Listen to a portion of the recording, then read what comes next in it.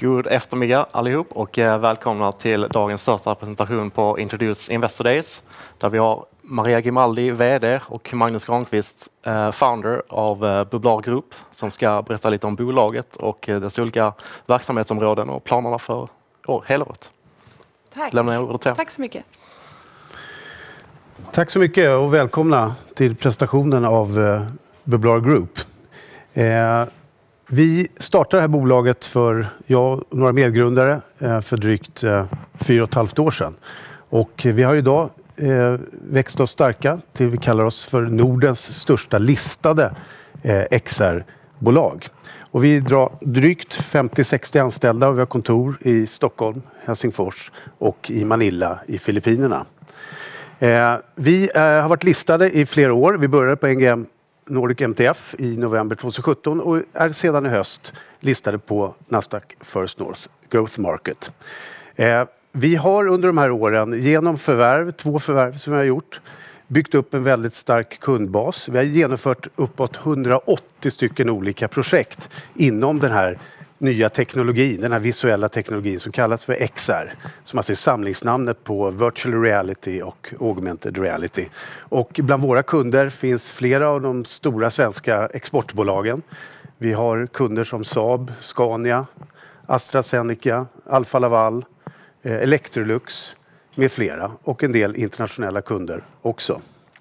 Sen har vi partnerskap med olika bolag i det här ekosystemet som HTC, även med Tobii med ögonstyrning. Vi jobbar med Google och Amazon. Vi jobbar med japanska Sanrio för vår spelutveckling. Och även med Shopify som är en stor e-handelsplattform. Mer om det senare. Vi kommer visa en hel del av videos som illustrerar mer om vad vi gör för våra kunder. Och hur vår XR-plattform ligger som en bottenplatta i det arbetet. Och vi fokuserar just på skalbara produkter och tjänster. Vi har haft mycket konsultverksamhet och mjukvaruutveckling under tiden som vi nu omvandlar till skalbara tjänster och lösningar. Och det här är en väldigt intressant utveckling inom AR och VR.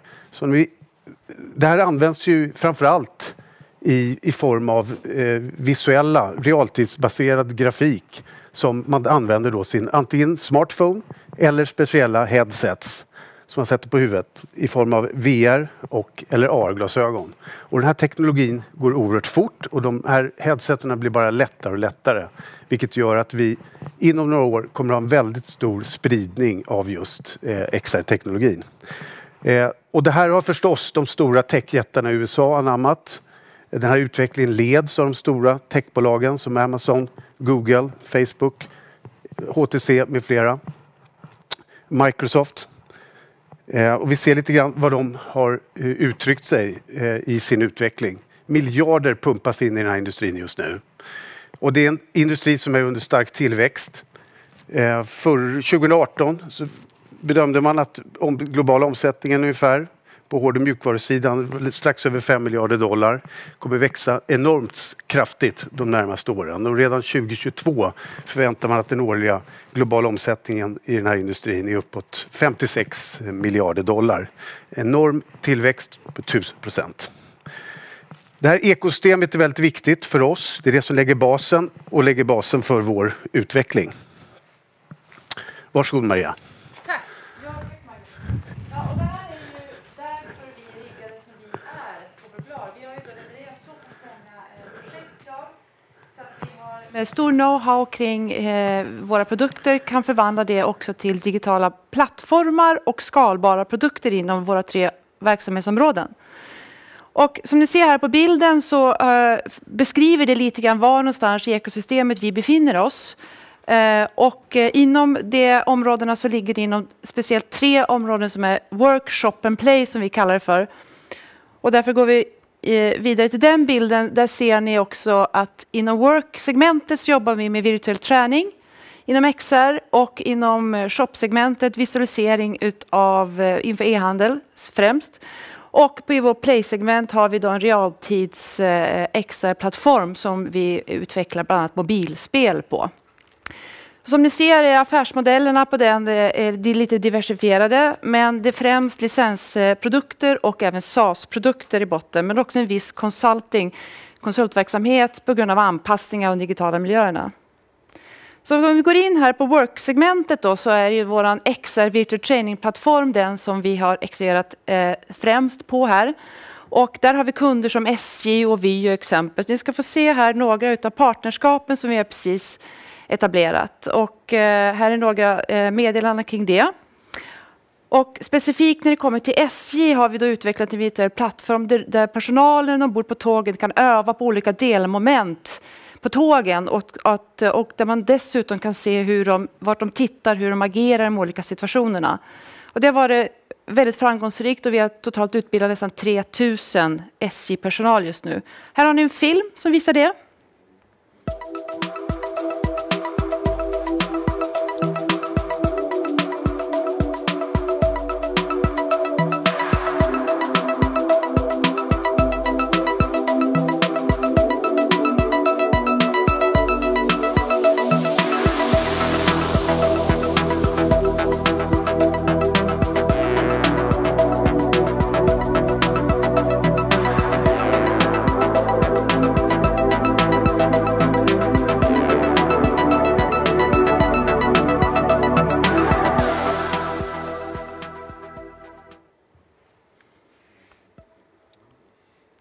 Ett annat exempel är det vi har gjort för norska Vy, norska motsvarigheten till Statens järnvägar här i Sverige. Där vi har utvecklat en Firefighter Simulator som gör att personal kan öva på olika brandsituationer inom tåg. Och vi ska se ett exempel på det här.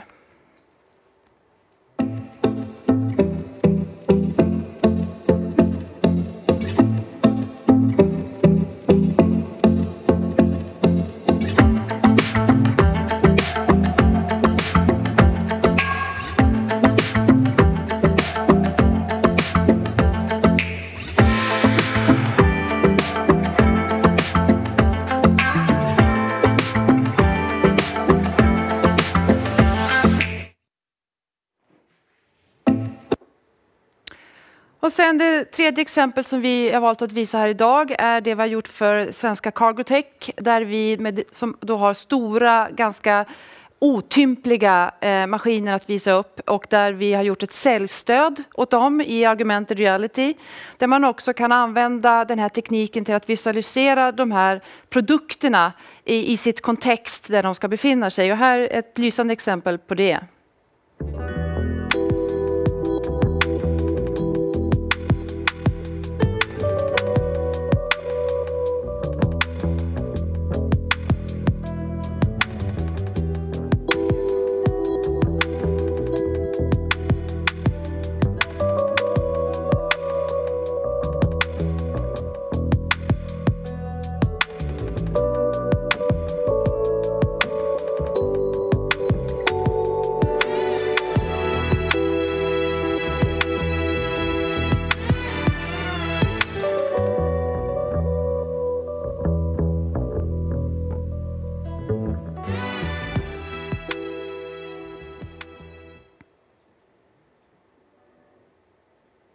Och här är också några av exempel av projekt som vi har genomfört under åren.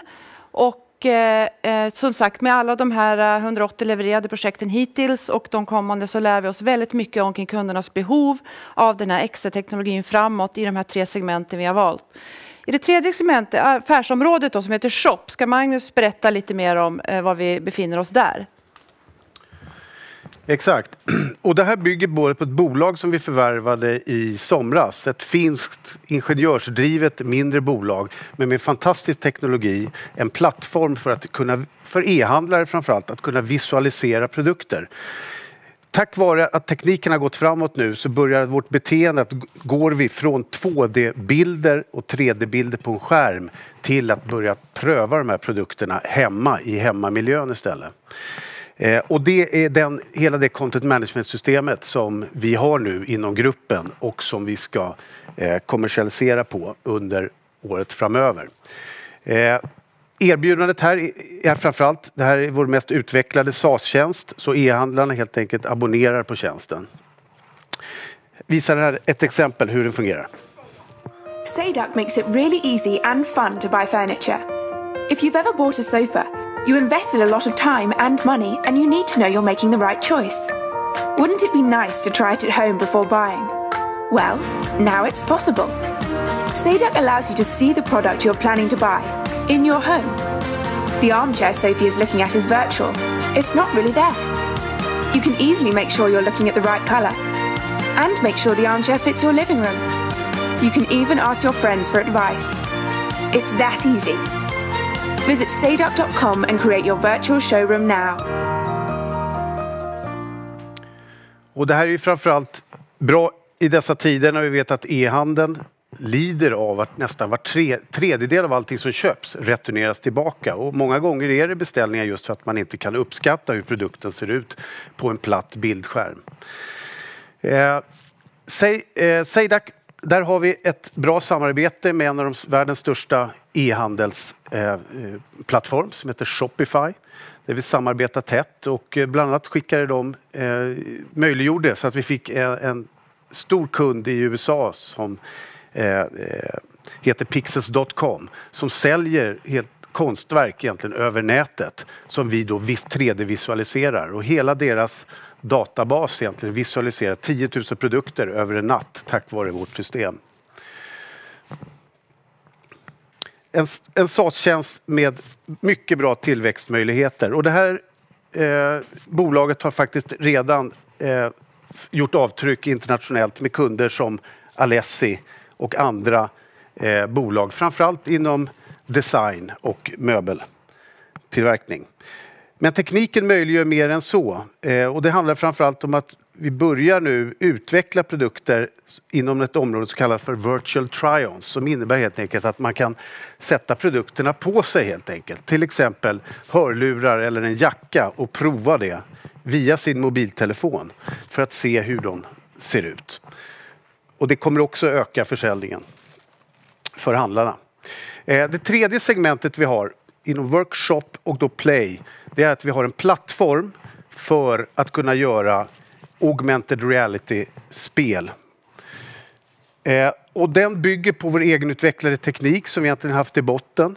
Det vill säga att vi kan hantera stora volymer av användare som är på GPS-koordinater, kartbaserat och jobbar in i en och samma upplevelse, i en och samma karttjänst i mobilen. Och det behöver inte vara spel utan kan vara egentligen vilka företagsapplikationer som helst. Vi har vår egen teknologi. Vi jobbar också nära både Google och Amazon i vidareutvecklingen inom den här genren då, som kallas för real world games. Och vi har också 2 egna produkter under produktion. Det ena är helt egenutvecklat som heter Otherworld Heroes som just nu ligger i betatest. Och det andra utvecklar vi tillsammans med japanska Sanrio som äger ett av världens största varumärken som är Hello Kitty. Vi kan se trailers på de här 2. Första är Otherworld Heroes. Ska vi se. Ja. Kör Hello Kitty först då.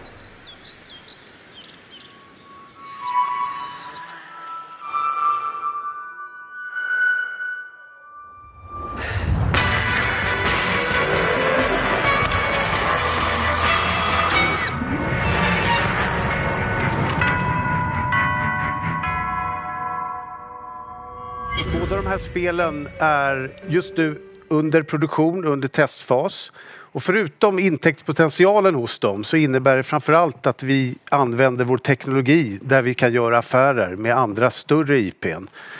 Och har ytterligare en intäktsmodell i form av den.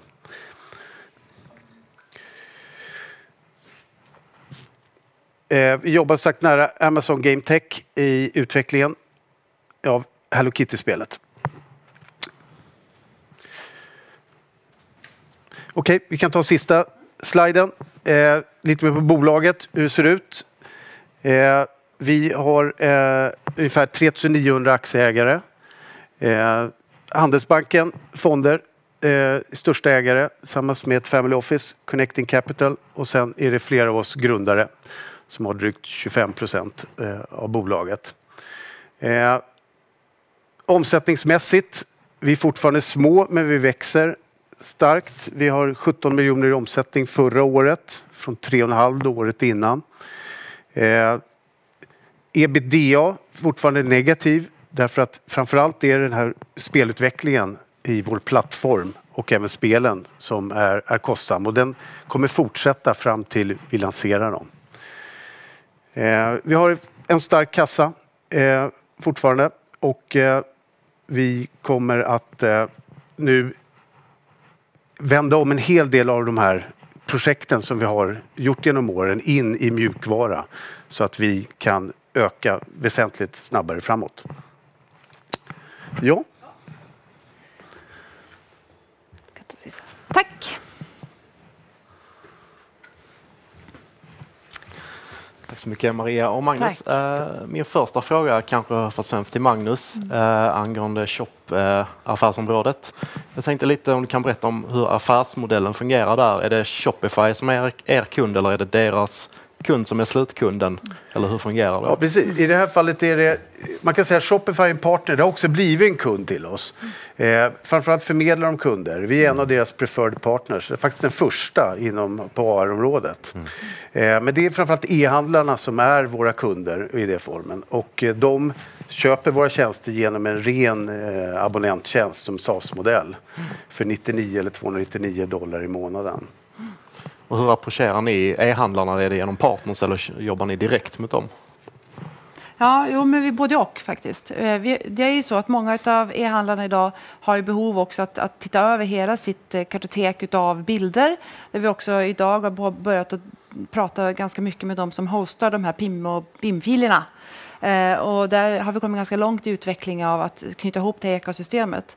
Men främst är det att gå också både på e-handlarna men att via samarbetspartner då komma ut och nå ut till större andra bolag som också har behovet av att komma in i den här typen av segment. Men så lösningen är inte begränsad till Shopify egentligen, utan det fungerar på andra e-handelsplattformar som Magento och Episerver. Ja, det gör det. Okej, min andra fråga är angående Games-segmentet. Som ni var inne på så öppnade upp för beta på Otherworld Heroes nyligen. Hur går betan och vad har ni fått för feedback från spelarna? Men det är roligt när vi sitter själva i olika möten och vi upptäcker att vi har lite grejer att göra under mötet. Sådär. Det är jättekul att få den feedbacken som vi behöver nu under det här första steget. Vi har ju ett första tekniskt test.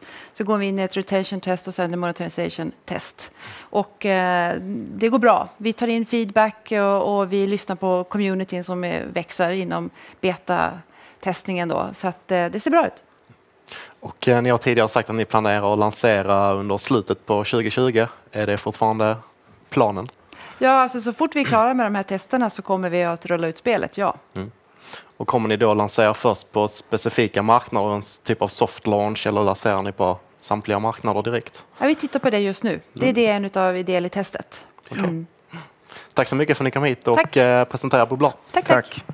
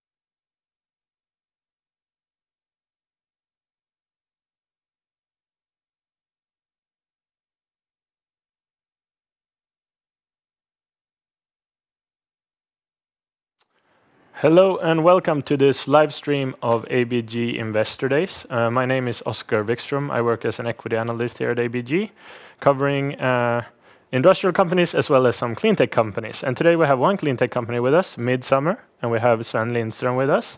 He's going to present the company. So I leave the word to you, and please go ahead. Well, thank you. So my name is Sven Lindström. I'm the founder and one of the founders and the CEO of Midsummer. And at Midsummer, we produce lightweight, flexible solar cells and modules. We also sell the machines that produce these lightweight, flexible cell and modules. I'll talk a little bit more about that later. First, I'd like to update you a little bit how we are affected by the virus situation. Our equipment customers, the people we sell the machines to that produce the solar cells, are mainly located in China so far. And they have resumed normal operations since 2-3 weeks back and up to full production right now. And we don't really see any problems other than for new machines when we're sending service engineers to install them. That will of course be delayed as we cannot send those people out right now to China. Other than that, for our own demand of solar cells and modules here in Sweden, we have seen a steady traffic on our website, and we haven't really seen any dip so far until at least the end of last week. So here is a picture of what it looks like in the production facilities when we produce these solar cells and modules. And one of the unique things with our cells and modules is that we can make them extremely lightweight and flexible. So we can form them, we can thermal form them to fit any kind of material. And this is what we have done with our latest product, which we call the Midsummer Wave. And so I'll talk a little bit about our products and what we offer to the market in Sweden, and then I'll explain a little bit about our equipment and our overall business. So Midsummer Wave is a solar cell that we have formed to fit the most common roof tile in Sweden from vendors. So here is a current installation, not that far from our factory in Järfälla here in Stockholm. And you can almost not see the solar cells. They are fully integrated into the roof tile. So it's the world's first solar panel adapted for roof tiles, and we can mount this when you lay a new roof or when you if you already have an existing roof, we can install these. So I'll show you a couple of pictures. Here is the installation in Järfälla, where we installed 3.7 kilowatts, which will then produce annually around 3,000 kilowatt hours for this house owner.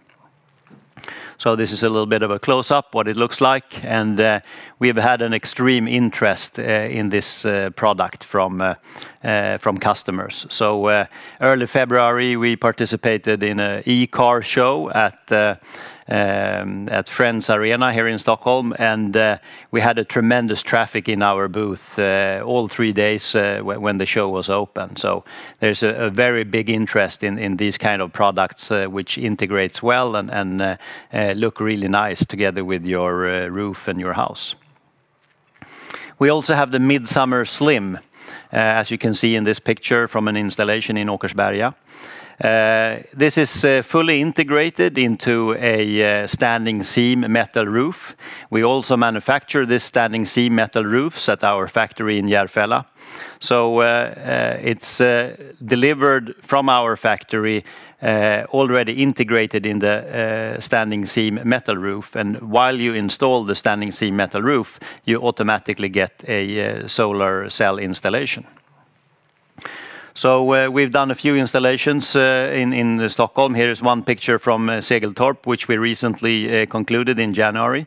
So it's a 5.5 kilowatt installation, which will produce the owner 4,430 kilowatt hours of electricity each year. So that's what it looks like in this picture from a little bit of a distance, and as you can see, it completely melts into the roof profile, and you will you will never have anyone complaining about that it takes away the look of your house in general. We have an off-grid installation in Gotland, which was concluded also in February. This is together with a battery pack, so that if they have a power cut, which they actually frequently have in Gotland, they can still run the full household on this battery pack, as long as the batteries are charged, of course. Just a few examples. Here's a little bit of a bigger installation in Nyköping, where it's a newly built building where with a quite large roof area and also garage, which we fitted with the same kind of midsummer slim panel. So with this modern energy efficient house, this household will basically be self-sufficient when it comes to electricity, which is attractive. And more installations. I just want to show the pictures and what it looks like. So, apart from these products, or what I would like to tell you about this product also is in the top here you see the Midsummer Slim, where this metal roof is actually fixed in both sides of the panels. So to the left you see a screw where it's screwed in, and to the right you see that it's actually locked under the next panel.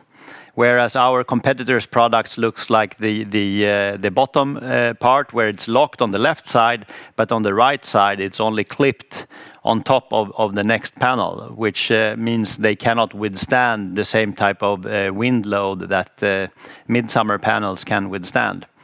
And you can also see that after we have closed the standing seam, it looks exactly like standing seam metal roofs that you're used to see laid by a craftsman.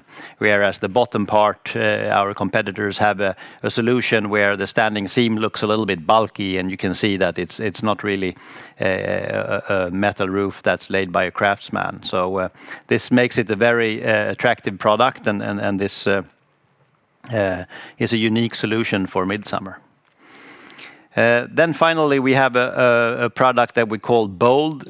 So this panel is the size of a regular silicon solar panel, so 6 by 10 solar cells, 60 solar cells. And this we have further developed, and in this installation you can see on a regular house where we actually replace the roof tiles.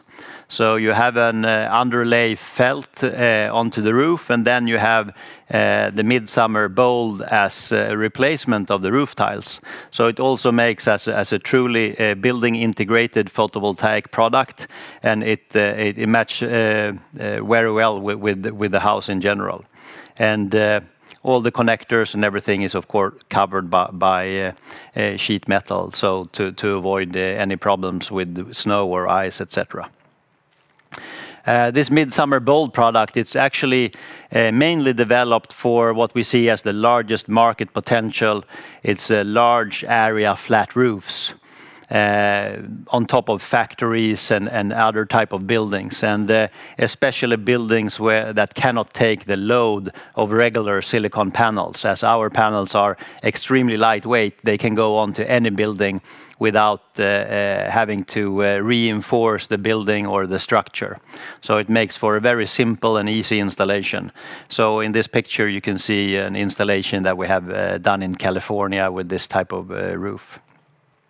So most factories are not covered with solar cells, and you wonder why. And normally the building owners don't want to penetrate the waterproofing membrane, and they have weight constraints. In Sweden, of course, the roofs are designed for 2 or 3 meters of snow, but still, in exceptional weather, as we had, for example, in northern part of Sweden, this year we saw that one sports arena in Kiruna actually collapsed a couple of weeks ago. So even in Sweden, the roofs cannot take any kind of load depending on the weather.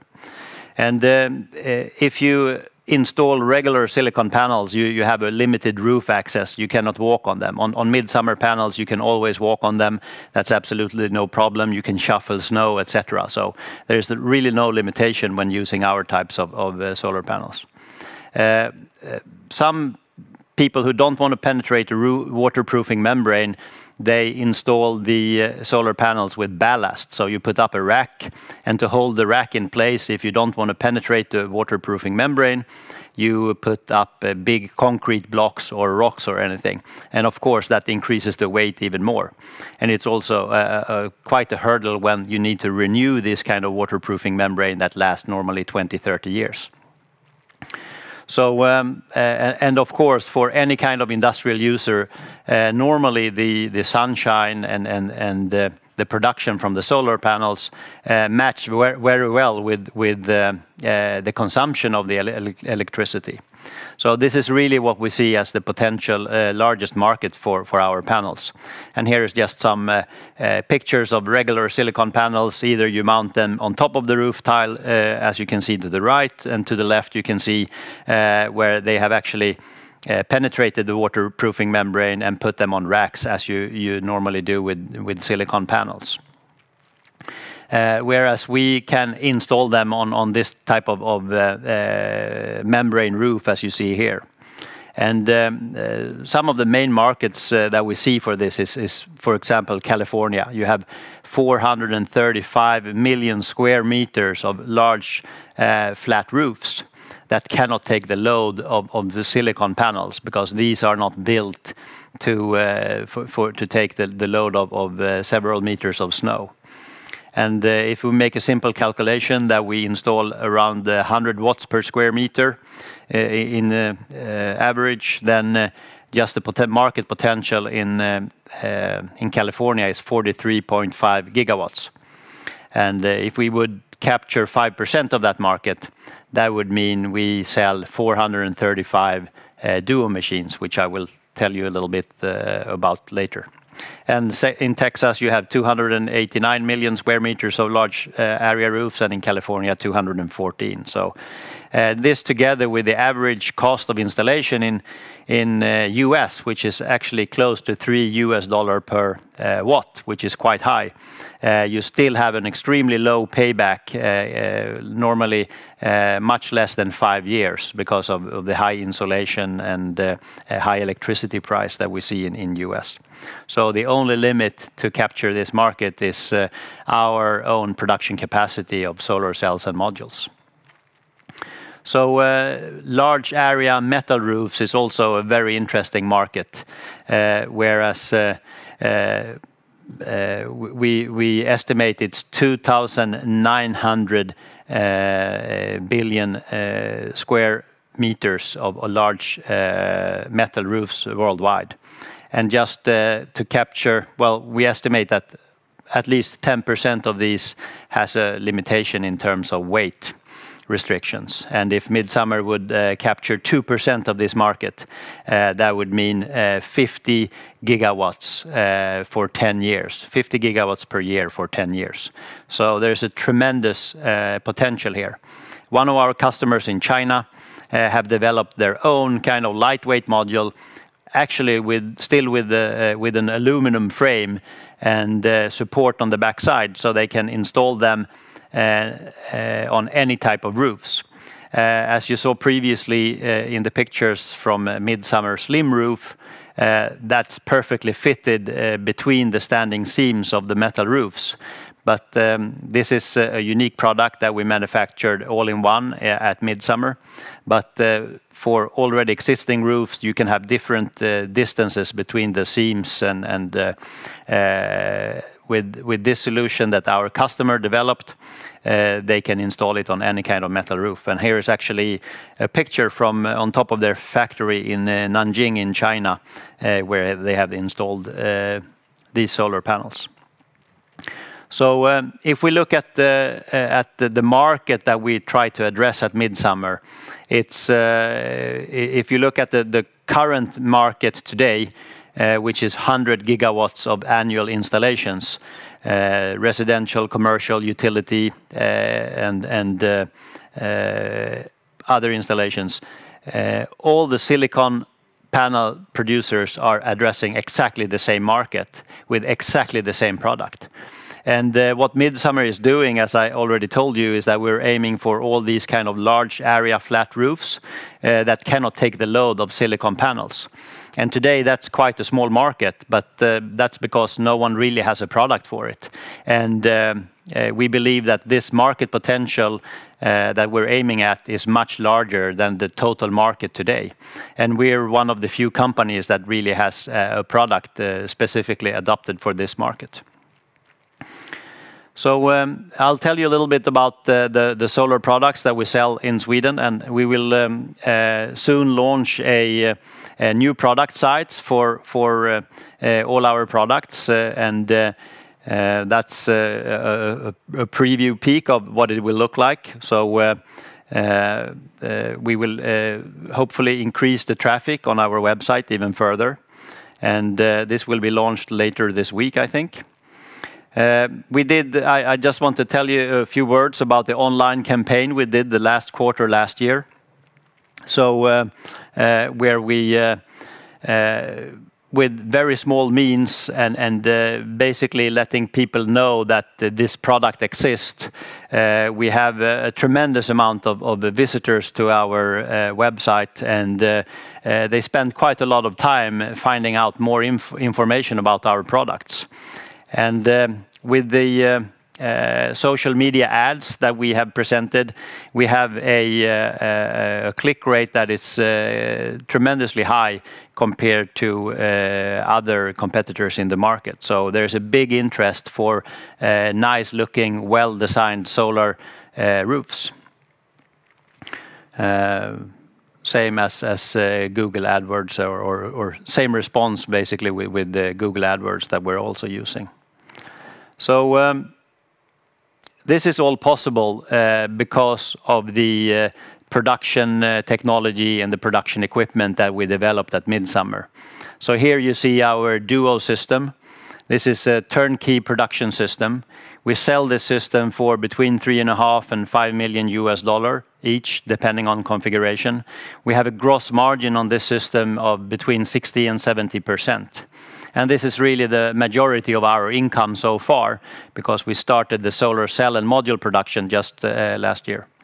So apart from this, of course, as I told you, we also developed the process and the process to manufacture these kind of solar cells, which we sell together with the machine. And then, of course, we sell the finished products, the lightweight flexible modules. And a lot of people ask, don't we cannibalize with our customers, or don't we compete with our customer with this business model, selling both the end product and the equipment? But that's not really the case. We're helping the customers. The equipment customers are helping us because there's such a shortage of this kind of product in the world market. So this is a very unique product. And I was actually in China beginning of this year, and tried to get some spare capacity from their factories there to be delivered to Midsummer in Sweden. So we're helping each other in that respect. And then we also have an extremely energy efficient production of solar cells. So in these pictures, if you look to the graph to the left, you can see how many grams of carbon dioxide that's emitted for every kilowatt hour produced. Of course, with coal, you emit almost 1 kilo of carbon dioxide for every kilowatt hour.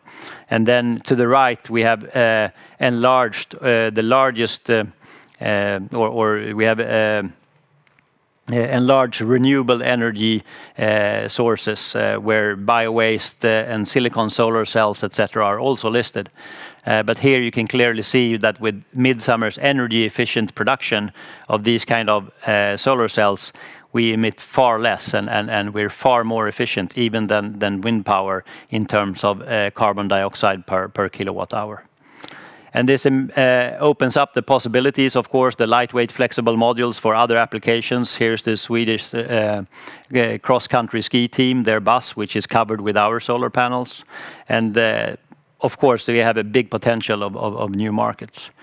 And finally, I would like to say that we've been through a lot of crises at midsummer, and in 2008, when the solar boom really took place, where you had massive investments in China of production for solar cells, we were not really ready with our equipment. So we caught the last tail of that wave of investments that took place in China after 2008 financial crisis, and we sold our first machines in 2011. So that said, I think that when this virus is over, I think there will be huge stimulus, and people will invest in clean energy production. And this time we're extremely well geared to take advantage of that opportunity. So that's pretty much everything I had to say. Thank you. Okay, thank you very much, Sven. So I think we have time for a few questions. I think one of the first questions I would like to ask is, so you've seen a trend in the prices of solar cells drop quite dramatically over the years. Could you just comment a bit on any pricing pressure that you're seeing in the market and maybe the competitive dynamics that you're seeing? Yes, no, of course, there has been a tremendous fall in prices of silicon solar panels. But if you look at the, and of course we have to follow that, but if you look at the total cost of installation, it has fallen, but that's really where we have our advantage, because our solar panels are more expensive to manufacture than silicon solar panels. But since we integrate them already in the roofing product, so we basically get, we have no or very small installation cost of our solar roofs. So that's really where we have a competitive advantage. And then also, we're not really targeting the same kind of market segment. So we're only targeting the market segments where we don't have to compete head-to-head with silicon panels. If you're building a large-scale solar park out in the desert, we cannot compete because there the cost of the solar panel itself is a majority of the cost. But if you're renewing your roof, then we have a very competitive product. Okay. I understand. And I think another thing that I was a bit curious about is obviously, I mean, this product is quite unique and you can produce these panels. Are you protected in any way from competing technologies through patents or that sort of? Yeah, we have a few patents that's has been approved in Sweden, China, and US. But our strategy has really been not to patent the technology, because if we do so, we have to tell everyone exactly how we do. It's also very difficult to reverse engineer a solar cell. So it's difficult for our competitors to reverse engineer this. And it's also difficult for us to reverse engineer someone else's product and tell them that they used our technology. So we're protected in many different ways. Since we developed the process ourselves and also the equipment to produce the solar cells, and together with all the equipment sub-suppliers, the software, and also the material suppliers, and with the unique process, which include gases, process temperatures, pressures, etc., we are quite well protected only because of that. And so far, we haven't seen anyone that has succeeded in scaling up this production as we have done. Okay. Another thing you mentioned, so obviously you showed examples of some very attractive market potential, specifically in the US. I was thinking, is there, you mentioned capacity as the sort of bottleneck. So where are you today in capacity? You have sales of around 180 million last year, I think. And I mean, from that level, how much could you grow without any extra investments, or are you currently looking into ramping up? And so we're what we really see is the big demand here in Europe, which we can kind of control ourselves, because most of our equipment customers are in China and they are working on different markets. So we're really looking at setting up production facilities here in Europe, and as we can see, the amount of support we can get from local governments and also the European Union, we think we can expand production capacity and still being cash flow positive. So that's what we're looking at right now. Okay. And just one final question. You mentioned, so you're selling the machines, the dual machine, as well as the solar panels. And today the lion's share is basically the machine. How would you see that evolve over, let's say, 5 to 10 years? Would you like a more even mix, or will it still be the machine that's the core? As you said, today or last year, I think machines was like 85 or 90% of our business. Of course, we have service contracts, so we have some revenue stream coming from our current equipment customers as well. But as we build up production capacity, I think it will be like a 50% mix of new equipment as we and our customers continue to expand. And then, of course, as we start selling more and more panels, that will grow quite fast as well. And you had pretty attractive margins on the machine. And what about the solar panels? Yeah, so on the solar panels and that business, we cannot really achieve the same kind of margin. So maybe around 20-30% is what we're looking to achieve on the solar panels. All right. Thank you. Thank you very much for coming. Thank you. Thanks.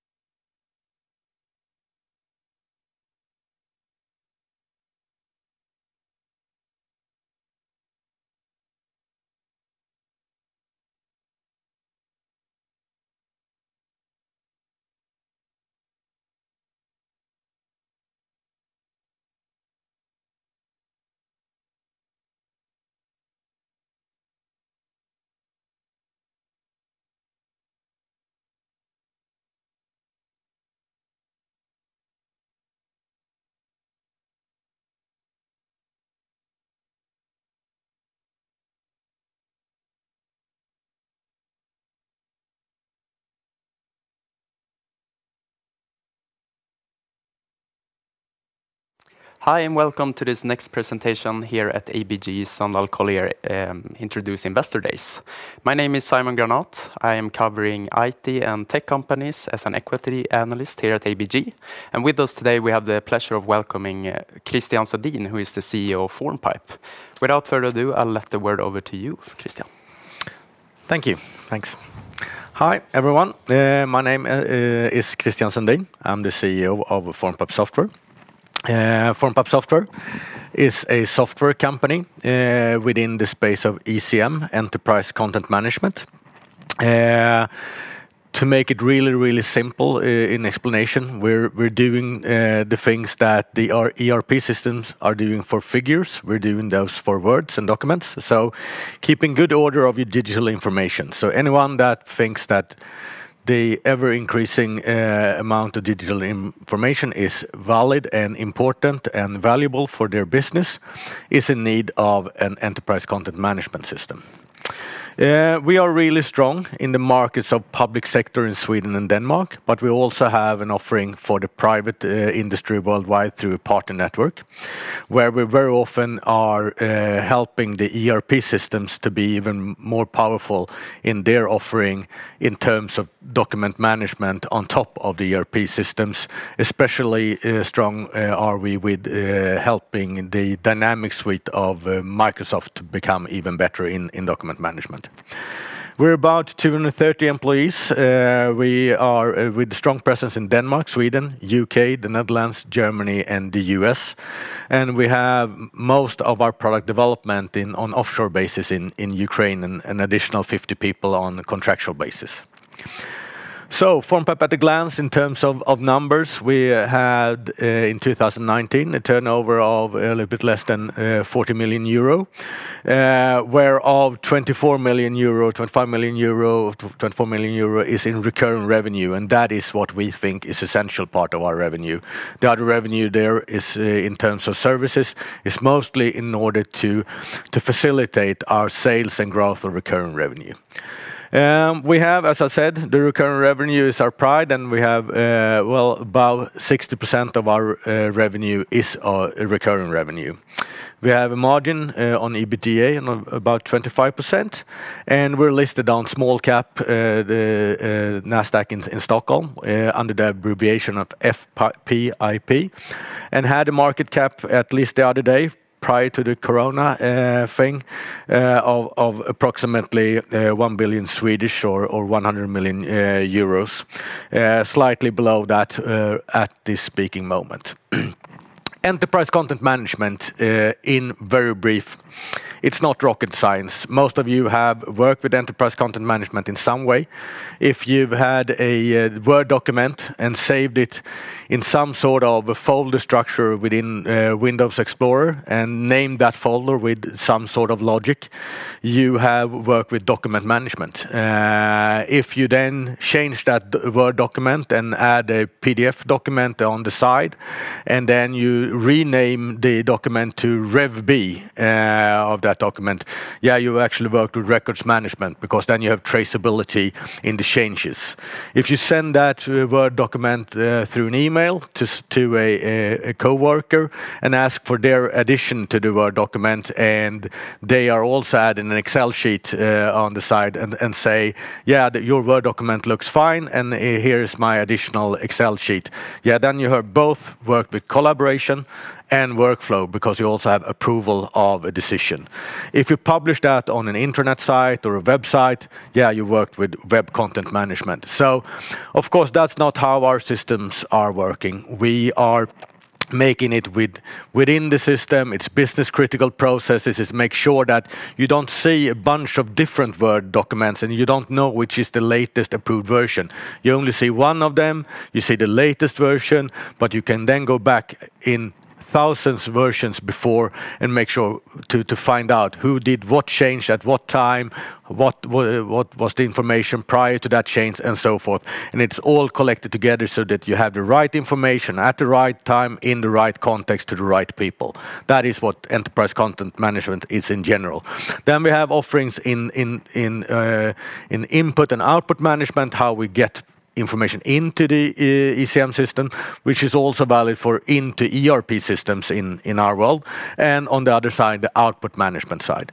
Then perhaps the very most interesting part of this slide is the preservation or archiving and long-term archiving in our world.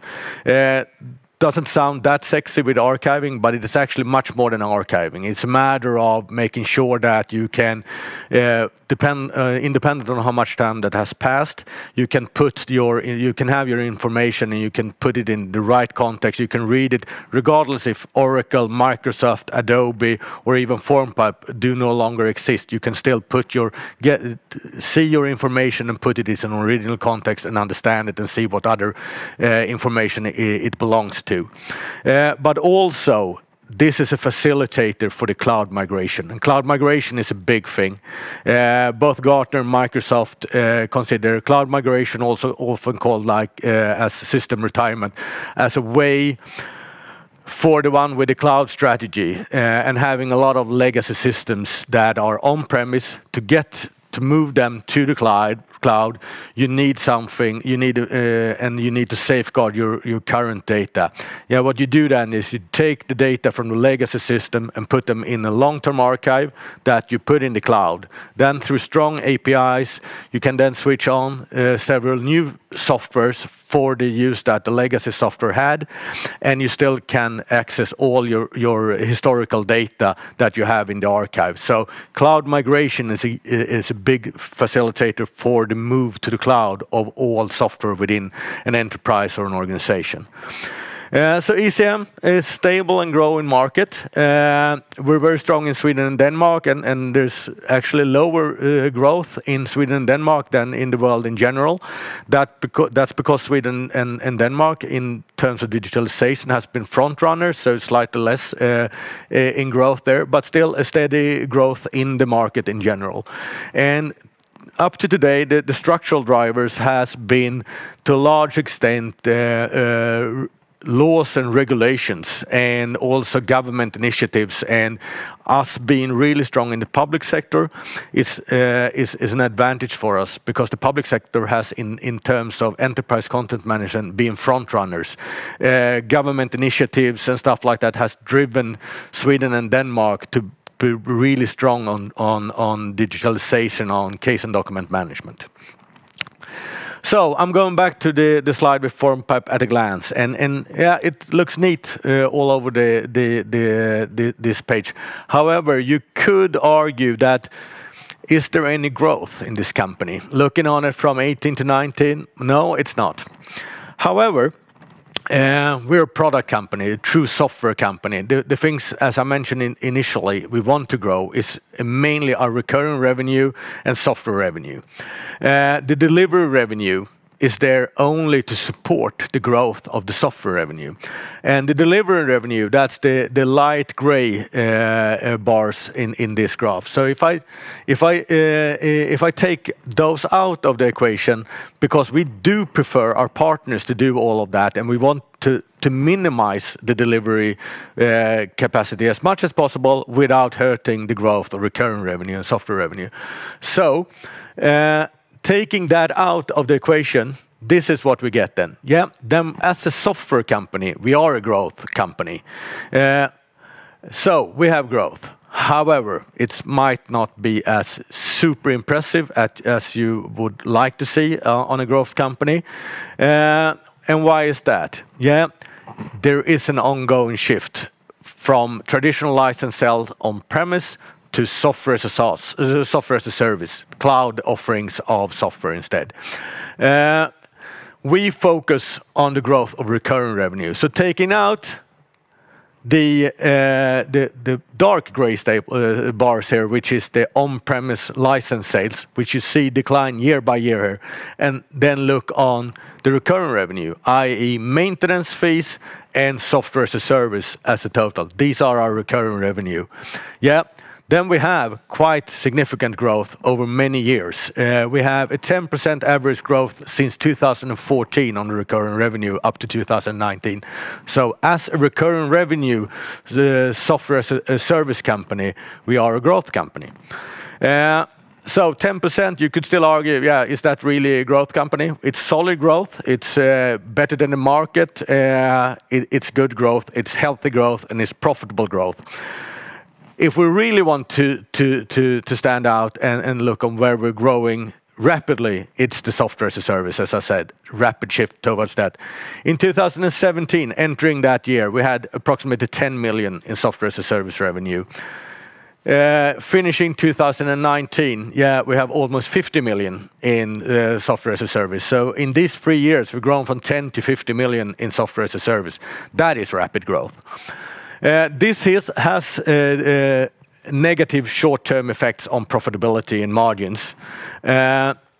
However, we're also seeing now, looking on this rolling 12 months of the pink graph is traditional license sales rolling 12 months. The purple one is software as a service revenue.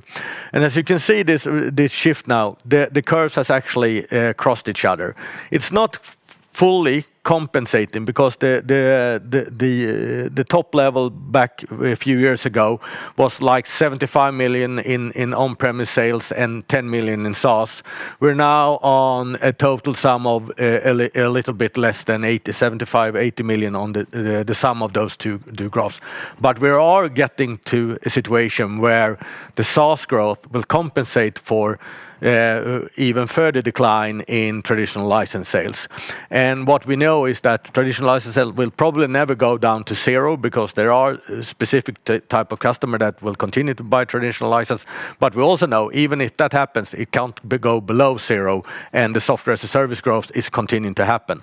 So this will help us in terms of margin, in terms of cash flow, and profitability in general going forward. And we're close to that, to getting to that phase where we're no longer short-term suffering from the transition. During this transition period, we have, however, been able to improve our margin despite the fact that both delivery revenue and traditional license sales are going down. We have been able to improve our margins. And we have, during this time, also paid off all our loans. So we are now net cash positive. And this is to a large extent through our strategy of driving recurring revenue, stable, predictable money going in with a solid positive cash flow and margins. And then to finish this off, why is recurring revenue? I mentioned the word 100 times the last 15 minutes, I believe. But this is really the beauty of it. It's the risk of the business decreases day by day. And we're now up covering more than 85% of our operating cost with the recurring revenue. And that is reduced risk in our business. Thanks. Thank you for that, Christian. And let's continue this presentation with a couple of questions on my behalf. Yeah. Great. So initially, I must ask how the coronavirus situation is affecting your operations. Perhaps you can comment both on the supply side, meaning your delivery, and also on the demand side from customers. Yeah, it's very hard to tell, and it would borderline be naive to believe that I could tell what will happen in the near future. I mean, we're following the progress really closely. To this point, we see no major effect for us. To 99%, we can work from distance. We do that both in delivery and in customer contact and support. We're able to do that from distance. And we see that working great with digital meeting instead of physical meetings. We also have an advantage of being ISO 27001 certified company. So the risk mitigation, the processes, we have a robustness in our business in handling crises, even though that that concerns mostly IT security. But since we have an operation set up for that, we can handle quite well almost any crisis and have preparations for being able to work on distance and so forth. So we have so far not been very hard struck by this. Quite opposite. We don't in near time we don't see a lot of effect at all. Of course, if this extends for a long period of time, we see that new sales to new customers, especially in the private industry, will probably be fewer customers launching new ERP projects that in its term drives our sales of document management to the ERP world. I foresee that will be hurt in that case. Having such a strong base of recurring revenue, that is not affected. Of course, the growth of recurring revenue, if this is prolonged for a long time, will be hurt. But I would say that we will be less hurt than most other companies. But of course, it will have effects also for us. That's my view today. But time will tell. Yeah. Sounds good. Yeah. And I guess as a follow-up question, because you have established a quite broad client base comprising of many different organizations, Yeah. what has the historical churn rate been like for your company, and what is the churn that you're experiencing? It's very low, especially in the public sector space. It's barely close to zero. Of course, there are offerings from our side that becomes obsolete and so forth. But the core base of our customer, they when they bought our products, they stay because they see the value of them, and they increase their investment. So that is close to zero in churn. When it comes to the document management close to the ERP sector, the private industry, we have a bigger churn, and that is mainly due to that.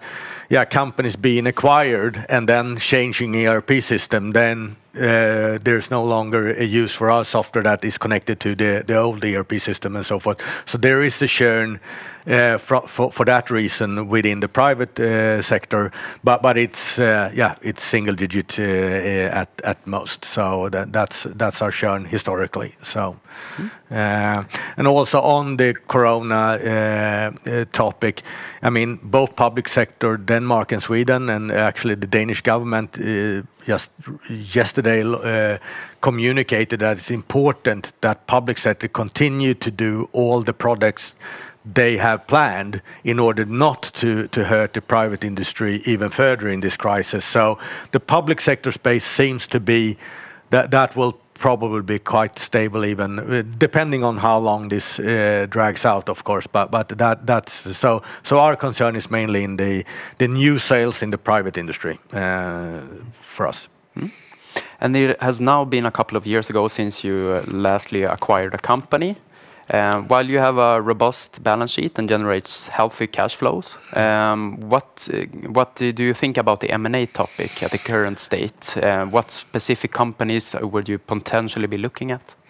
Well, I mean, we have really never abandoned the M&A track. We've always been open for M&A as a complement to our organic growth.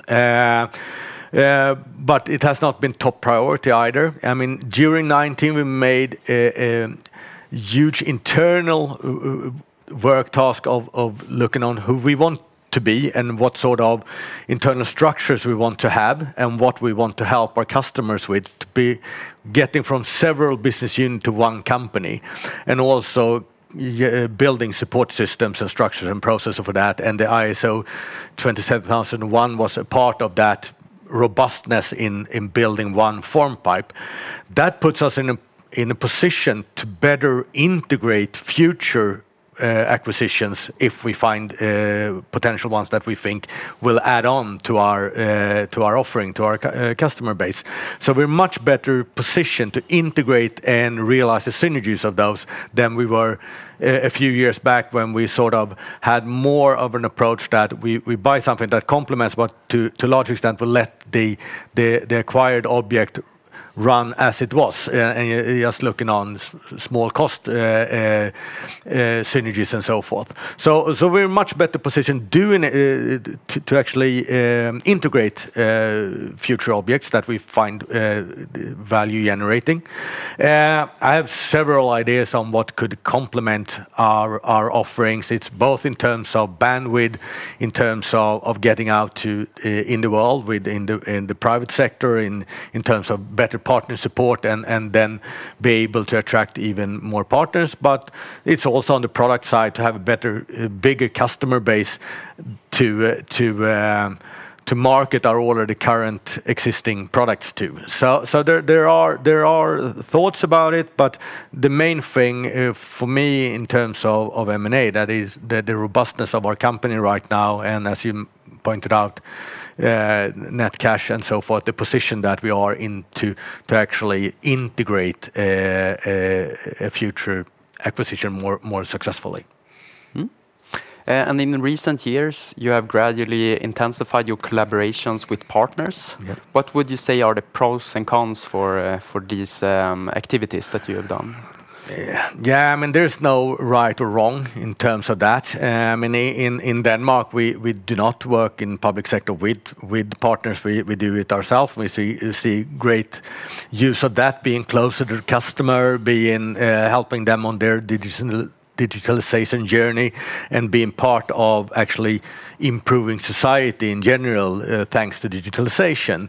And you also see the benefits in the private sector, where we scale our business faster and better by actually having partners that helps our offering coming out to a greater extent than what we could have done ourselves. So there's no right or wrong, but of course in a partner setup that is working really well scales better than you having to recruit and deliver staff in order to deliver all your products yourself, sell all your products yourself, and so forth. So, but there's pros and cons with both strategies.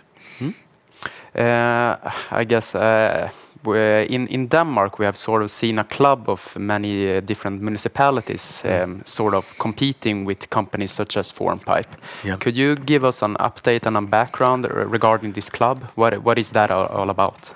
Well, I won't criticize, though. I think the initiative was for the greater good of society. It's their belief anyway, and seeing that they, instead of buying standard software, they have bought consultants to build their system on their own. I believe over time that in a market that is competitive, and there's a lot of professional software developers in that market, that over time the private competitors will be a better choice for the taxpayers of those municipalities. We see that they have quite a big number of municipalities at the moment, but as far as I know, it has not increased the number of municipalities over the last 2 or 3 years. And we also see that a number of municipalities, instead of joining that club, now goes out in public tenders. So hard to tell, but it's in our world, I think our offering is really competitive, and I think in terms, back again on scalability and maintenance cost and making sure that you get most of your money, I think the private players, us and our competitions, are a better bet for the taxpayers of Denmark. That's my view. Mm-hmm.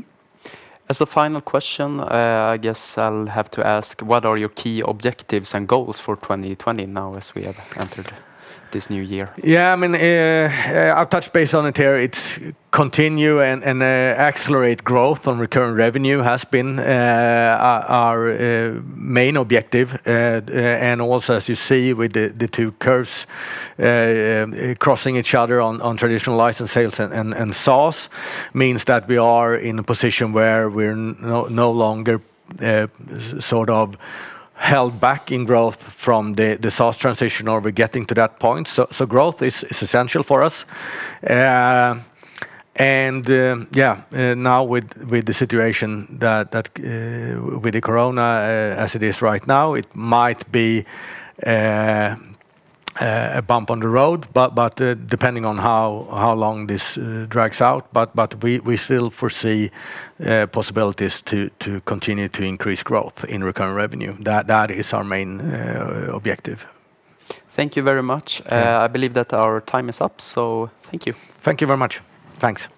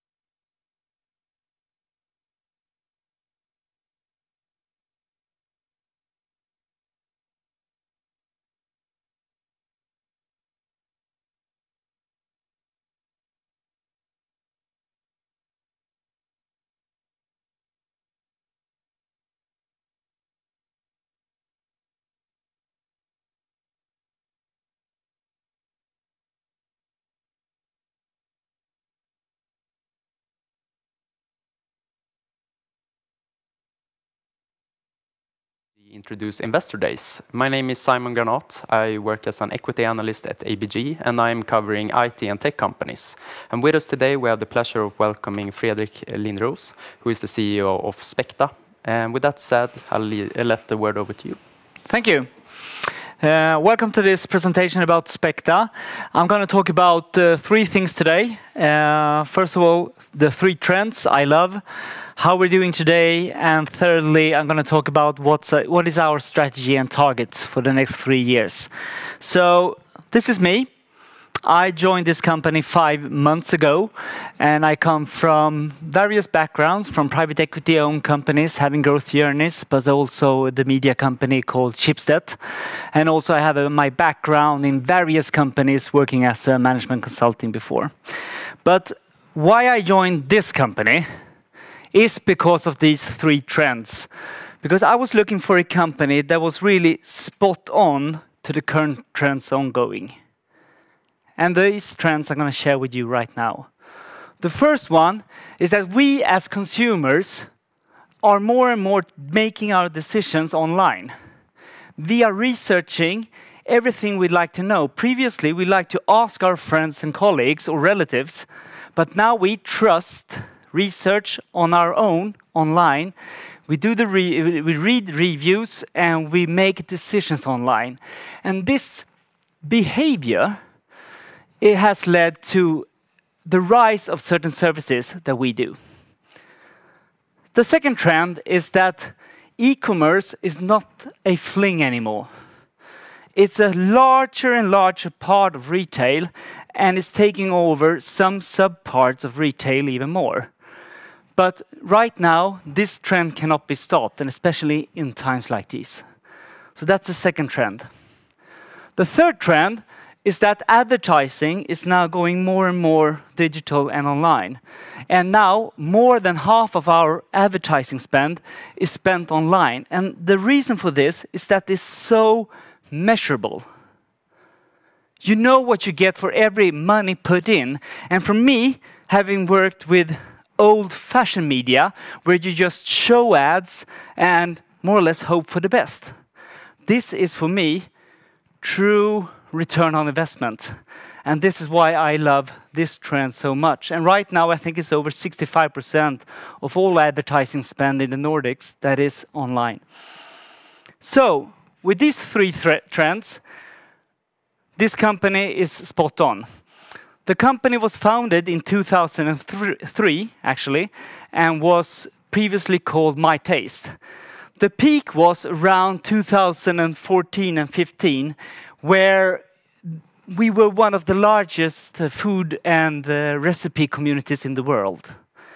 But that changed during that year because it's hard to monetize on people Googling for recipes. It's hard to make any money on lead generation. So that's when the idea was formed that let's focus only on performance-based marketing. And in 2017, we made that clear. That was going to be the core of the strategy going forward. So in 2017, they brought in a new board, a new chairman, and really changed the whole strategy to only do performance-based marketing. And in 2018, we became a Shopello Google Premium CSS partner. I'm going to come back to that, what that is. But that's also the time when we had some new owners in. And now in 2019, we're seeing the effects of this change in strategy 2017. So born online, but focus on performance-based marketing. So what is performance-based marketing? Well, it's lead generation. We help players find new customers online. And that we do via using our own sites, but also buying traffic from multiple sites, using big data and algorithms. I'm going to come back to that, what that means. And paying not only for just showing ads, but paying for an actual performance. Either a click, a traffic, or a transaction being done in the store, or a paid out loan from a bank. And when that happens, you take a share out of that checked out basket in the e-commerce store, or a share of that paid out loan. And that is, for me, performance-based marketing. That's what we do. Now, how are we doing right now? Well, a couple of weeks ago, we presented the fourth quarter in 2019. And the results were a continuous growth, as we can see here. So we've been growing quite both top line and bottom line over the last couple of quarters and years. And we ended up summarizing 2019 with revenues of 102 million Swedish crowns, which was a growth of 72%. And out of those 72, 49 was a organic growth. So it's both organic and via acquisitions. We doubled our EBITDA to 18 million Swedish crowns. So that's a 2019 that is now history. But what we also launched here in 2020 is that we started the year with one new product release and one big acquisition. And that acquisition being the famous loan broker of Finland, Rahalaitos. This company is like, for us Swedes, is mention a loan broker in Sweden and everybody says Lendo. But in Finland, this is the top brand, top of mind. They had 150 million Swedish crowns in revenue and 56 in EBITDA. So a quite large company compared to ourselves.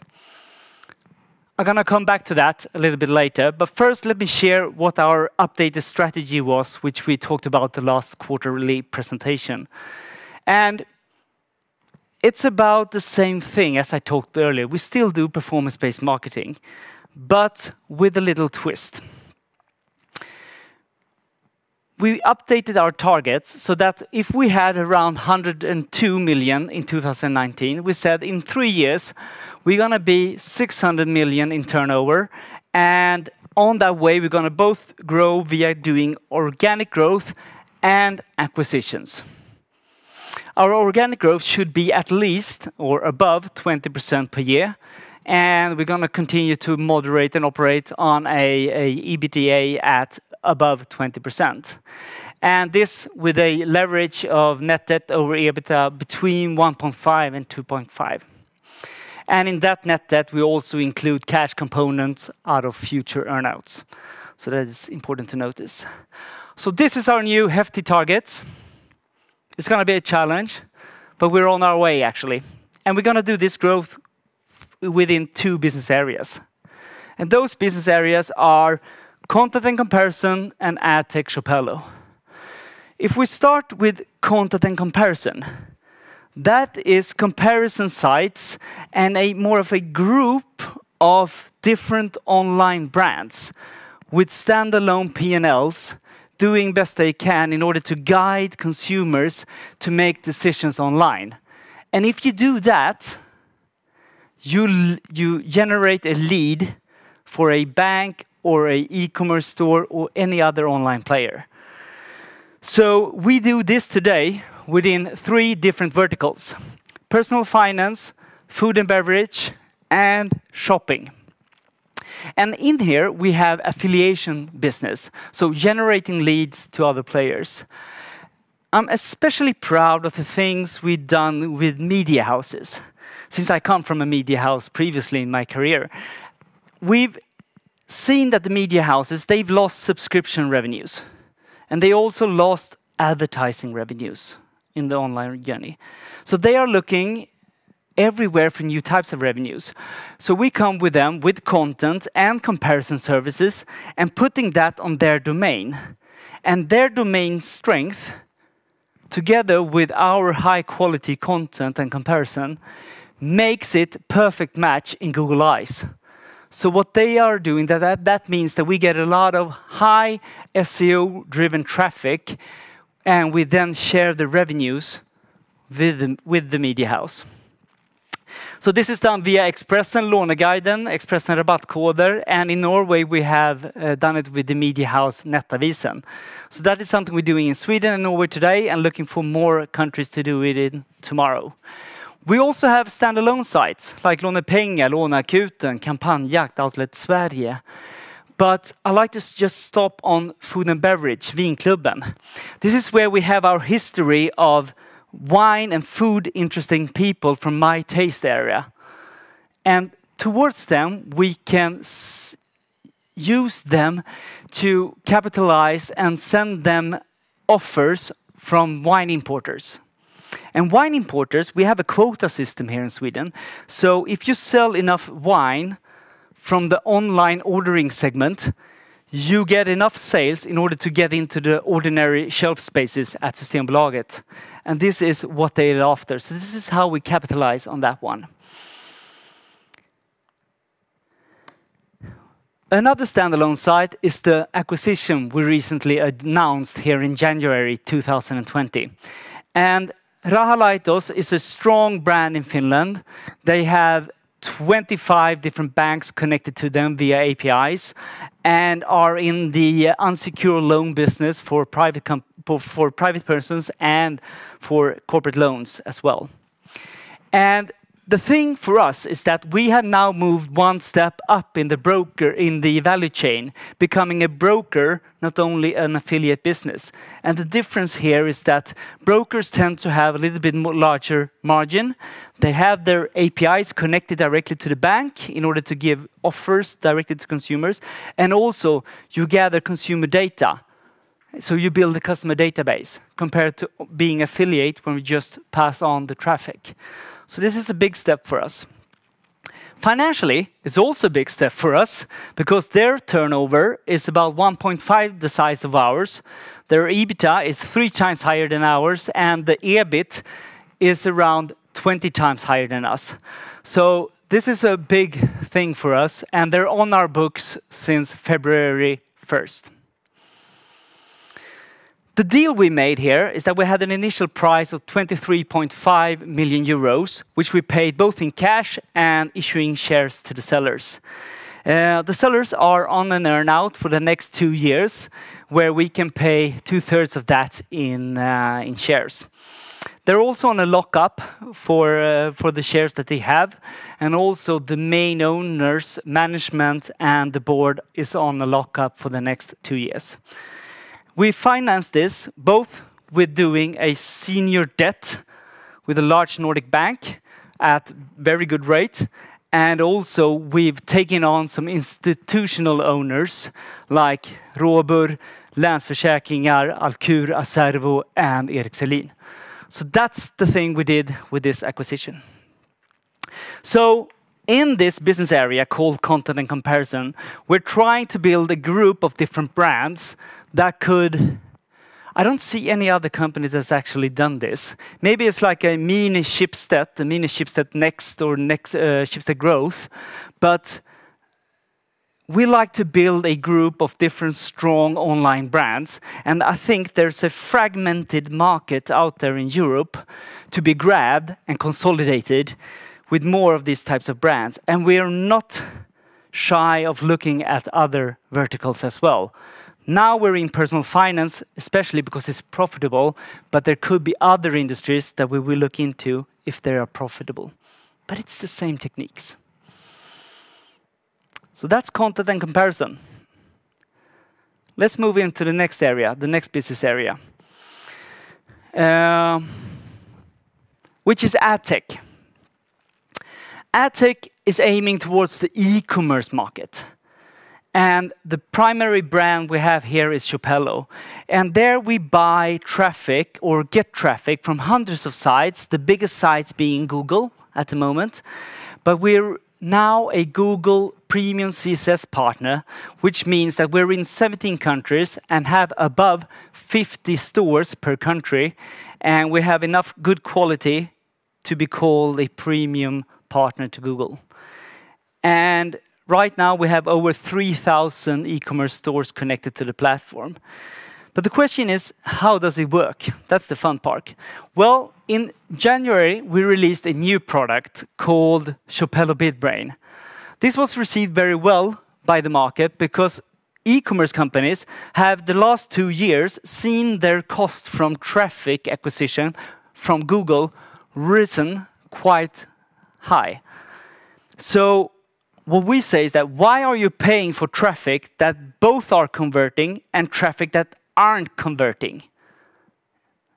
Why are you paying for both that generate sales and those that are not checking out their basket or their bin.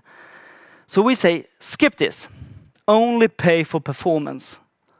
Only pay for the ones that checks out the checkout basket.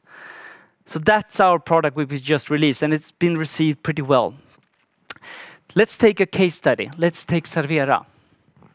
Servera, first of all, we take their list of products and we optimize that so it gets a better quality score, and that is important in order to win bids, especially against competition.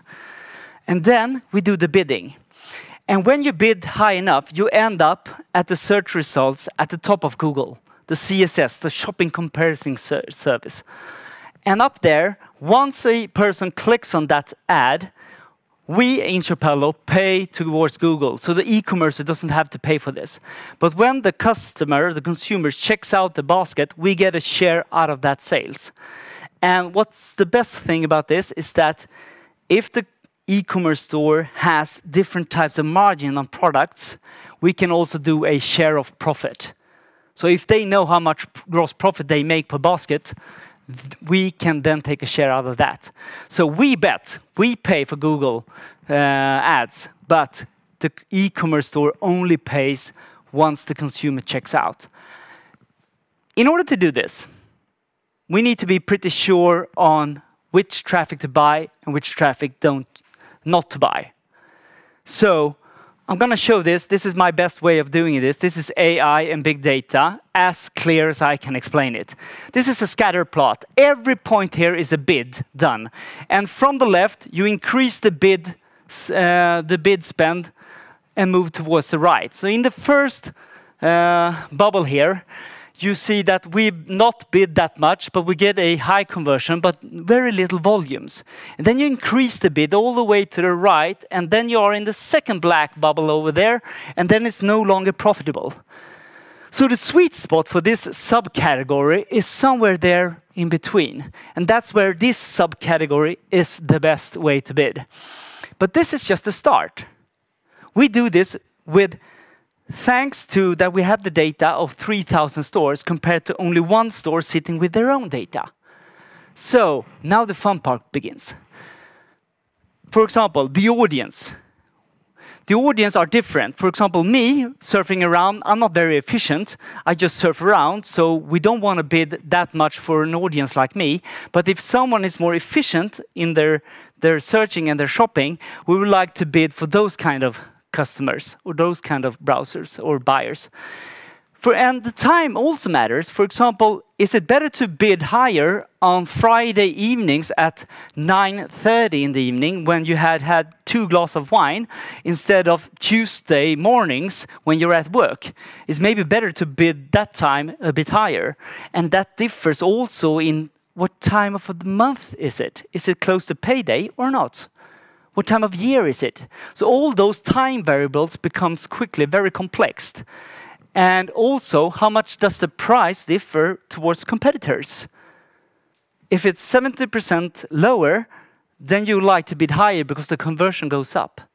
So all these parameters are now, as you can understand, this is hands off for humans. This we need to let the computers handle. And that's why we use the data from all the stores that we have connected to build a sophisticated AI model as possible and let them do the bidding, not ourselves.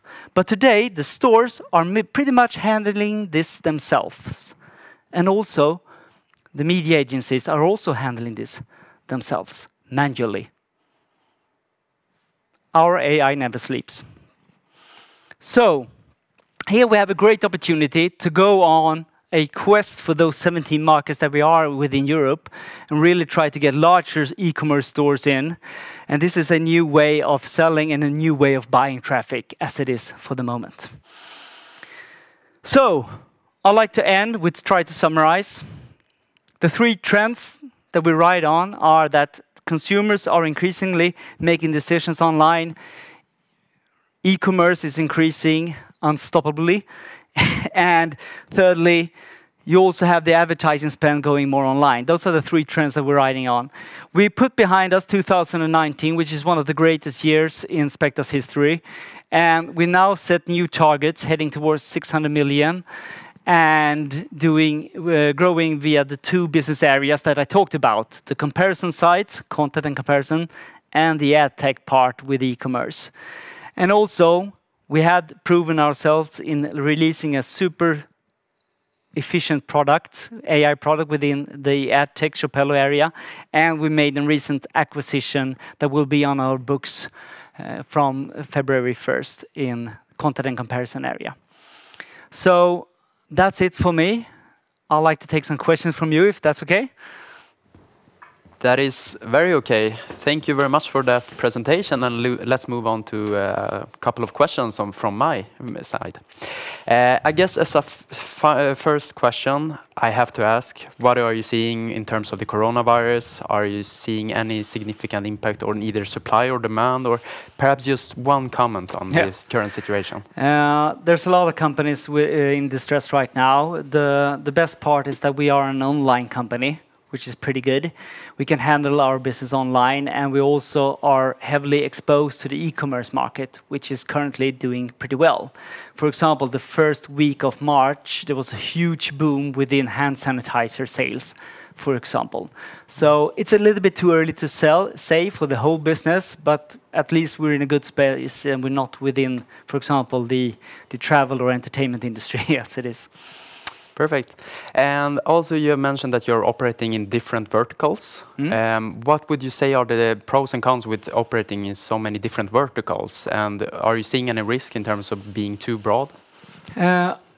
I see a risk of not being where it's profitable, because that's a missed opportunity, I think. So I think the technology that we use can be applied into different verticals, and the skill sets can be applied to different verticals. But we're looking at this very carefully. So for example, within content and comparison, the best way to be here right now is personal finance, food and beverage, and shopping. That's where we are at the moment. But we're not shy to look at other verticals that could be interesting in the future. For example, health, IT services, etc., etc. So we need to be on top of that and find the right type of company that have proven themselves and profitable, but has not gone too far so that they got unrealistic expectations of what they can get for the company. Because we're on a M&A agenda within content and comparison. We like to buy strong brands that have proven themselves but not finished the journey. In Shopello AdTech, it's more of an organic growth journey. And as you acquire companies, how do you incentivize the persons that have started the company or are operating at the current company? Are you letting them operate as a separate division, or how are you doing when you're acquiring new companies? We can take the Rahalitos example. There you have 2 entrepreneurs, super great persons that are really taking this company to a whole new level. They are on a 2-year earnout right now, where their goal is to maximize the EBITDA as great as possible and really grow the company further. And we're there to help. What we do is that we know technology, we know traffic acquisition. They've been good at building a brand and a platform. So with our knowledge, trying just to help them in getting traffic more efficiently and beating competitors, that's what we add to the table, but they're experts of the brand. So I think that setup is pretty good. 2-year earnout, and they can take the company to the next level with the help of ours. And your latest acquisition was a step up in the value chain. You mentioned that earlier, and also spoke about the advantages of taking that step. Is this something that you want to do in general, in step up in the value chain? And what are you thinking around that? Well, we're not going to leave the lead generation space. We're still going to do performance-based marketing. So we're not going to move all the way up, but we're still going to do that. But I like the way of being as close to the customer as possible. So for example, within the Shopello area, we see now that e-commerce stores turn directly to us. Some of them have been working with affiliate network, but some of them are turning directly to us. And if they do that, fine, that's okay with us. So I really like that, being as close to the customer as possible, because that makes us really on our edge and really can develop the products that they need. Could you even take a further step and even become a bank in terms if you look at the loan situation? That's not part of the strategy as it is right now. So we're still within performance-based marketing. Okay. And now you've been the CEO for about 5 months, which you mentioned earlier. What's your key objectives going forward, and how do you feel your initial period has been in the company? The initial period has been so exciting. The 2 founders of the company are still in the company, and I work very close with them, and they work very close to the business. What they can do now, once I stepped in, is that they can focus on product development, sales, partnerships, technology, etc. So that makes them more useful in the company sense. So it's been fun to learn more about this industry, but I'm also very eager to reach the targets that I talked about today. Trying to reach this growth that we're on, trying to acquire new type of online brands out there in Europe, and really try to get the growth going within Shopello BidBrain. I think that's just fun journey to do. Sounds exciting. I think that our time is up. Thank you very much for your presentation, Fredrik. Thank you.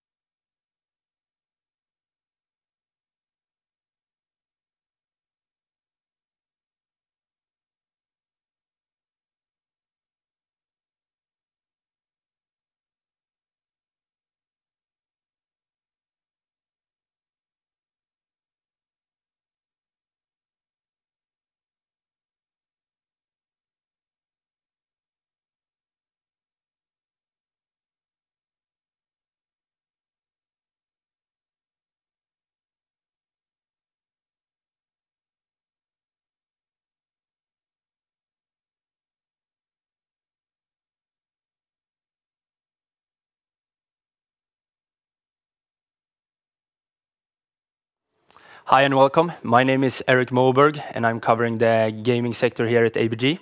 And with that, I leave the floor with Erik Idén, CFO of Catena Media. Good afternoon and welcome to this presentation of Catena Media.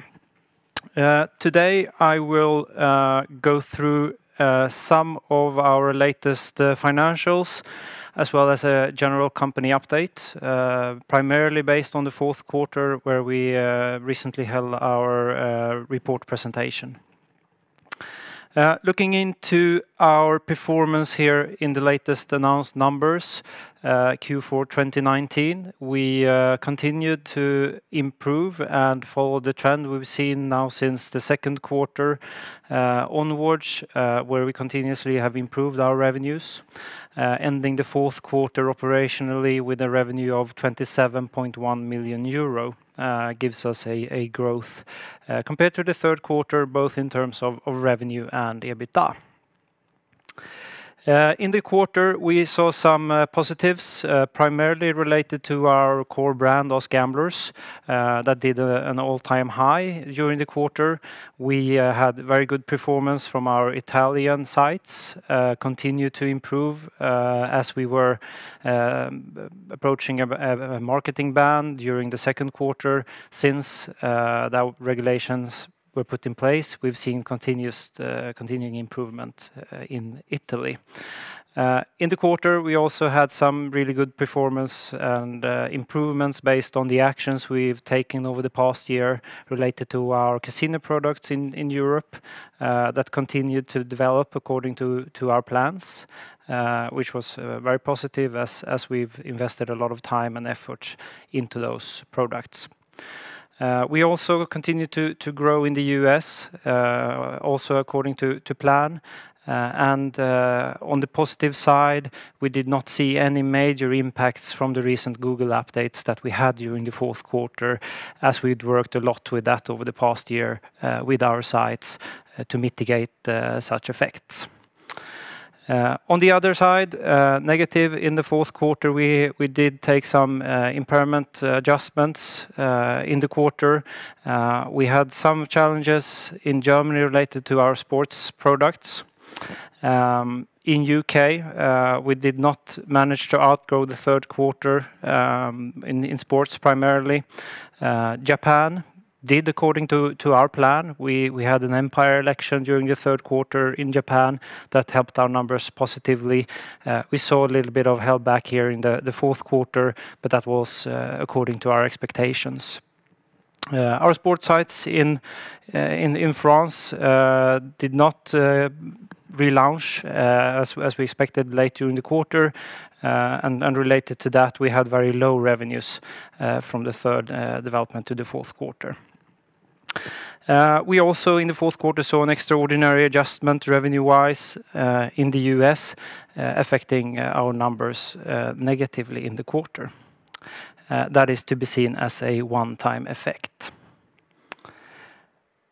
If we look into our revenue development and the revenue growth over the past years, since 2015, we've seen this curve where we had a setback now during the second quarter, the first and second quarter in 2019.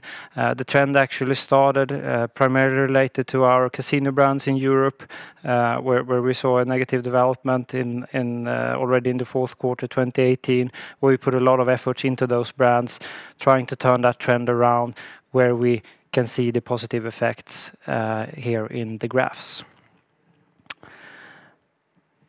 If we go ahead and look into our different revenue streams, we did have a good mix between our CPA revenue, cost per acquisition revenue, and our revenue share here in the fourth quarter being quite equal at 41% each.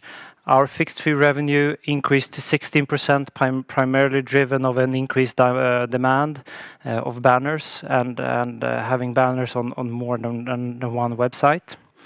And our subscription revenue stayed at about 2%. If we look into our margin development and cost development in the fourth quarter, costs were quite stable, as were our margin, our EBITDA margin, that stayed at 44%. We had the movement between some cost items in the quarter, as some costs increased related to direct costs due to some further investments in the US market, where we tried out PPC to see the potential effects and the traffic measures in relation to that. We did have some lower costs on operating expenses on a margin perspective in the fourth quarter, supporting the margin positive.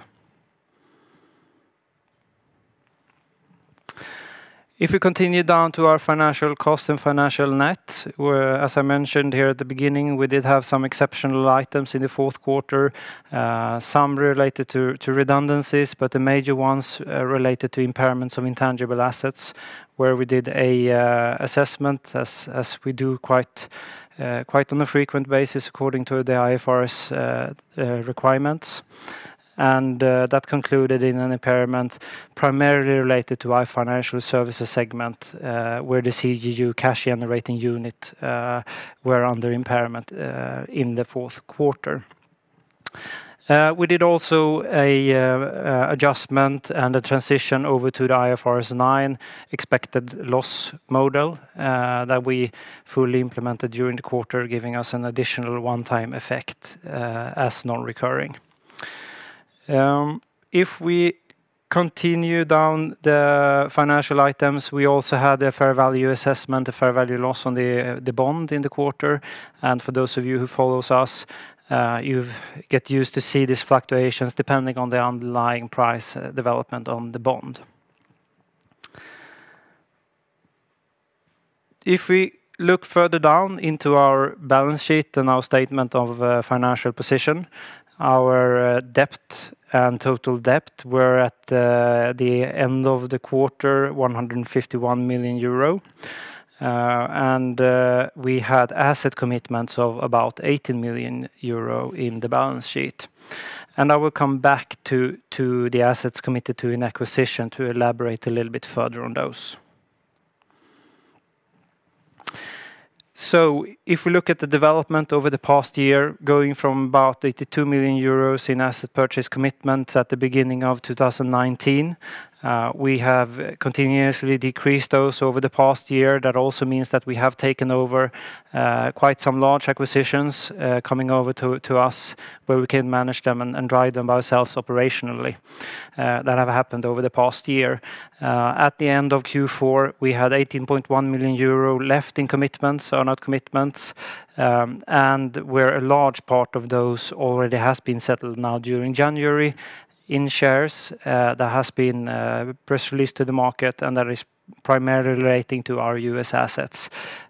So a large part of that remaining 18.1 million euro has already been settled, where the remainder will be settled in cash during the second quarter in 2020. That gave us a bit of a higher leverage compared to previous quarters here in the fourth quarter at the 3.46, primarily as a result of the decisions made during the last year, trying to avoid the too heavy dilution, where we decided to pay some of the acquisitions in cash. As for those of you who follows us know, we have quite a strong underlying cash generation in the company. And looking into the operating cash flow and the performance here in 2019, you can see we still run with quite a high cash conversion and a cash generation. As you can see, we generated about 38 million euro in operating cash flow in 2019, to be compared with 2018, where we did about 40 million euro. So pretty much at the same level.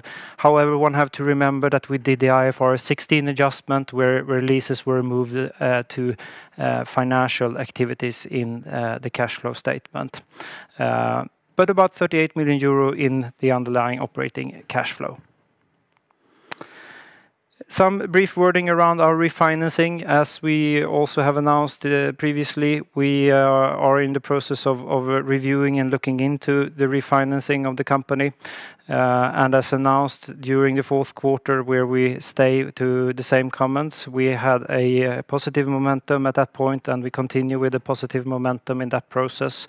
And we will get back to the market when we have more to say in this question. Briefly, related to our strategy and where we're heading at the moment, what we've said is that we continue to focus on the organic growth as one of our key pillars moving forward. We adapt to regulatory changes. We focus on the geographical expansion to continue to grow our core and hero brands globally, as well as cost improvements within the company. And to divide those up to 3 different categories. We look into those on mature markets, where we see an increased amount of regulations, where we focus quite much on cost improvements to improve our margins. We don't expect those markets to grow as quick as our growth markets, where we see currently US, Japan, Italy, and some other countries in Europe, where we believe we will have a quite high growth trend going forward, with some operational improvements on those markets. And that takes us down to the markets into incubation, where we currently do investments for the future to be prepared. So to summarize this picture, we do take investments, we do take costs out of mature markets to reinvest into growth markets and markets into incubation, where we believe we will have a good growth trend going forward. Short term, some actions. What are we doing business-wise, and where are we with our operations currently? As I mentioned at the start, we had some challenges and saw some challenges within our sports business here during the fourth quarter. We are currently doing or having a huge focus on our sports products, driven from the UK office, primarily to narrow those down, to focus on fewer products, drive improvements where we prioritize search engine optimization ahead of cost efficiency, ahead of PPC spend, where we focus on cost efficiency to improve the margins on those products, and that also being a result of the refocus from PPC spend over to search engine optimization. Our casino brands in Europe, where we had quite some focus in 2019. We continue to focus on improvements on those products. We still have quite some actions to continue to work on, but we see effects of what we've done over the past year. And we've seen the trend now over the past quarters, where those products steady has continued to improve. We still have some legacy with us, some products that we are rebuilding, but all in all, this process and project continues with a good momentum. Other actions that we currently take is that we continue to globalize one of our core products, Us Gamblers, where we translate the product into new languages to be able to expand the product into new markets. In the US, we do continue to improve, and we also continue to invest to be prepared for the new states to be launched within the coming 6 to 24 months. Where we take some investments to prepare primarily sites on the local and in the local states.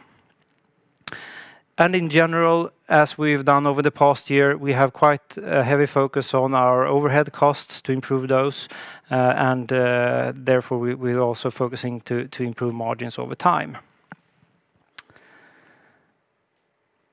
Some brief updates on the US and where we are in the US market. In the fourth quarter, we did see a launch in Indiana that went live during the quarter, ahead of what was previously expected. Pennsylvania, sports and casino operators are continuing to come live, where we see an increased numbers of operator being active on that market. Colorado passed sports betting referendum and is likely to go live in mid-2020. And we are preparing for new states to open up by being present in those states with content and with websites, being ready for further states to launch during 2021 onwards. If we look into the first quarter of 2020, we see a lot of activities, and we expected a lot of activities where social casino is growing very strong. We expect Colorado to regulate, and as you can see, there is a lot of different activities ongoing on the US market where we follow that very closely to be prepared for the years to come. In January, we also released this trading update where we gave a forecast of our trading for January as a month, and we did 9% up compared to January last year. So 2020 Q1 started very well for us, which is of course very positive. So to summarize this brief presentation, we did grow our EBITDA. Our underlying business performance developed well in the fourth quarter. We started the year very nicely with the January growing 9% year over year. We continue to focus on our cost control activities to improve margins on mature markets, to reinvest those into markets in incubation and growth markets. We are continuing with the refinancing activities with a positive momentum. So with those words, I'd like to continue to see whether we have any questions. Yes, to start off with a couple of questions. If we start off with the Q1 trading update, could you sort of give us some more flavor how the exit of Q4 versus the beginning of Q1 was? Yes. So if we look at the last year and especially from the second quarter where we saw our performance coming down to lower levels, since we've seen a positive trend, so our numbers have continued to develop positively since, I would say, and that was also what we saw in January. Normally, we expect the first quarter to be a little bit slower than the fourth quarter due to seasonality. But as January grew quite some from last year, it was a very positive development for us. I would say we also have to remember we are comparing ourselves to January last year where we had a slowdown or started to see the slowdown within our European casino products that actually took a hit in the second quarter.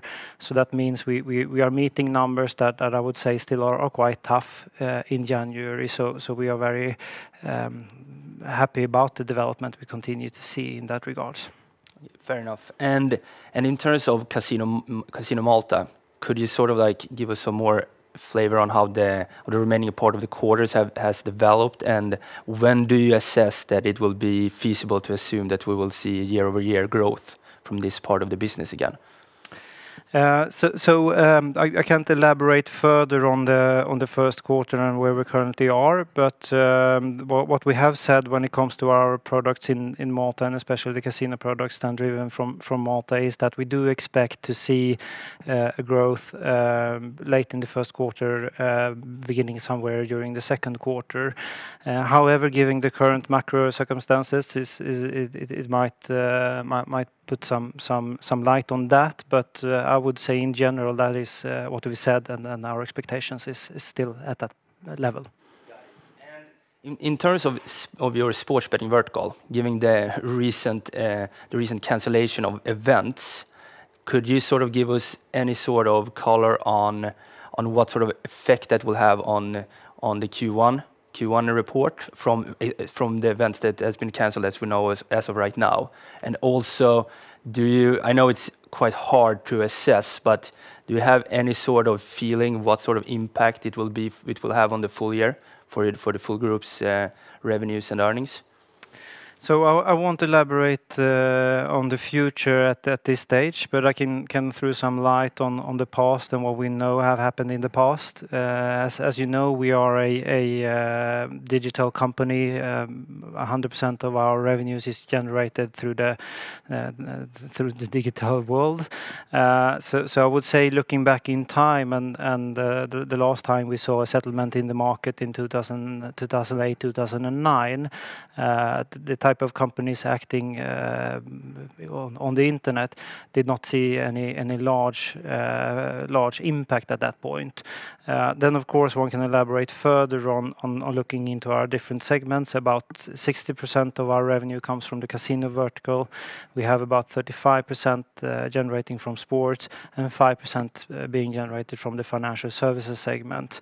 And I would say it is likely that looking at the market and the circumstances we see, that it will affect sports in some way. On the other hand, there are possibilities to redirect traffic to casino sites where we have the majority of our income. So I will stop there and not elaborate any further on the potential impact in terms of number, as the market is currently very, very volatile. But if you just to follow up on that, if we just look at from what we know at the moment, the events that has been cancelled, do you have any sort of feeling in terms of sports betting activity, how much that will affect it? Will it be like a 10% decrease in activity, 20%, or a 30% decrease in overall sports betting activity during the first half of the year? Do you have any sort of feeling regarding that?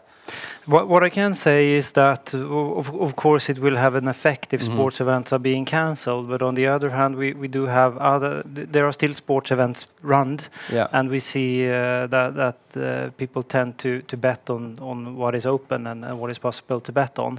So I would say you have to put a little bit of color into what's going on in the market and how it develops. At the same time, we are, as I said, able to redirect traffic. So we will get back to that in a period of time, and then to elaborate a little bit further on what we believe will be the consequences and potential positive effects, and if there are any negative effects that we see. But I can't elaborate further on that at the moment. Okay, fair enough. And just the last question regarding the refinancing of the bond. It matures in 2021. Given the current sentiment of the bond market, what is sort of your thought process in regards of alternative refinancing solutions? So given that process and the information we have provided, we have a bond that will mature in March 2021. It is it's 11 and a half months from now. I still believe we are in a good situation where we are at the moment in terms of that project, even given the market volatility we currently see. Other than that, I can't provide you with any further information, other than we are still happy with where we are in that process. Even given the current market situation, we don't see that the statements we've done previously will be changed in any way. We continue with the positive momentum, and that's what I can say at the moment. All right, fair enough. And thank you all for attending, and thank you very much, Eric. Thank you.